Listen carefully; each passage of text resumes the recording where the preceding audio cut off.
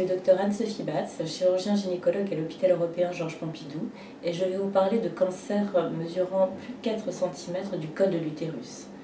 Ces cancers sont habituellement diagnostiqués à l'occasion de saignements anormaux, notamment de saignements provoqués lors des rapports sexuels.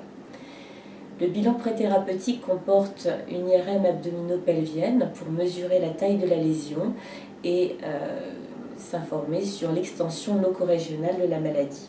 Il convient également de réaliser un TEP scan pour faire un bilan d'extension générale de la maladie.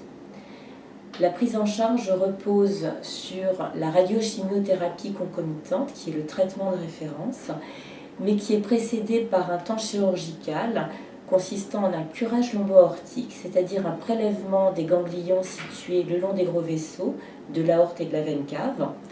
Ce prélèvement est essentiel pour connaître l'étendue des champs d'irradiation à proposer à la patiente, notamment s'il y a une atteinte de ces ganglions, pour pouvoir irradier à ce niveau.